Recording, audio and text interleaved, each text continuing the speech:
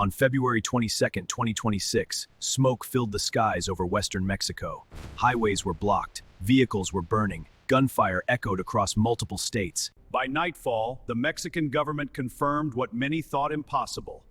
Nemesio Oseguera Cervantes, El Mencho, was dead.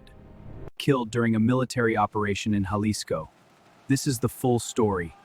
From his birth in rural Mexico to the violent day his empire shook. Nemesio Ruben Oseguera Cervantes was born on July 17, 1966, in Aguililla, Michoacán, Mexico. He grew up in poverty, in a region where agriculture struggled and criminal networks were already taking root. As a young man, he migrated illegally to the United States. In 1994, he was convicted in a U.S. federal court in California for conspiracy to distribute heroin and served nearly 3 years in prison before being deported. When he returned to Mexico, he didn't leave the drug trade behind. He went deeper.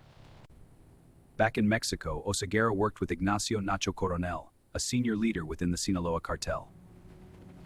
After Coronel was killed in 2010, Oseguera and Eric Valencia Salazar helped form what would become the Jalisco New Generation Cartel around 2007. At first, CJNG operated under the Sinaloa cartel umbrella. Then it broke away, and war followed. Under El Mencho's leadership, CJNG grew into what authorities described as Mexico's most powerful cartel. The organization trafficked fentanyl, methamphetamine, cocaine, heroin into the United States on a massive scale. The U.S. government placed a $15 million reward on him. CJNG became known for military-style propaganda videos, armored convoys, direct attacks on security forces, territorial expansion across Mexico. By the early 2020s, CJNG had a presence in most Mexican states and international trafficking routes. El Mencho rarely appeared publicly. He ruled from the shadows. For years, Mexican authorities attempted to capture him. He survived raids. He avoided detection. He relied on tight inner circles and rural strongholds in Jalisco. The U.S. indicted him multiple times, including a 2022 superseding indictment for drug trafficking and firearms offenses. Despite this, he remained at large until February 22, 2026. On Sunday morning, Mexican armed forces launched an operation in Tapalpa, Jalisco, about 2 hours from Guadalajara. According to Mexico's defense ministry, troops came under fire. 4 suspected cartel members were killed on site. 3 others, including Oseguera, were gravely wounded. He died while being airlifted to Mexico City. The operation involved the Mexican Army and National Guard and was supported by U.S. intelligence cooperation. His death was officially confirmed by the government. He was 59 years old. What followed was immediate chaos. Vehicles were set on fire, highways were blocked, public transportation was suspended, flights were disrupted. Violence spread across multiple states. Wikipedia's summary of the 2026 Jalisco operation reports 8 cartel members killed in the operation, including El Mencho. 30 killed in clashes in Jalisco, 4 killed in Michoacán. 27 members of the National Guard and other officials killed in related clashes, at least 1 civilian death. The unrest extended into numerous states as CJNG retaliated.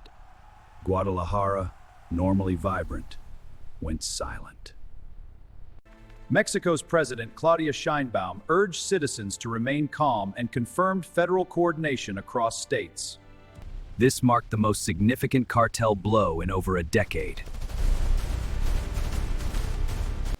Unlike past cartel leaders, El Mencho did not leave a clear successor. His son, Ruben Oseguera González, El Menchito, is imprisoned in the United States. Security analysts warn of a potential power struggle inside CJNG. History shows that when cartel leaders fall, violence can temporarily increase rather than decrease. The structure survives, the networks remain, the demand persists. El Mencho's rise reflected global drug demand, cross-border trafficking routes, weak regional institutions, militarized organized crime. His death was a major tactical victory for the Mexican government. But experts caution, It does not automatically dismantle CJNG. Cartels often adapt, they fragment, or they reorganize. The coming months will determine which path CJNG takes. A boy born in rural Michoacan, a migrant convicted in the United States, a cartel founder who built one of the most powerful criminal organizations in modern history, and finally, a military operation in the hills of Jalisco that ended his life. Nemesio Oseguera Cervantes died on February 22, 2026, wounded in a firefight and killed before reaching medical care. But his death triggered a nationwide shockwave that Mexico is still absorbing. The man is gone. The question now is whether the empire he built survives. Thanks for watching.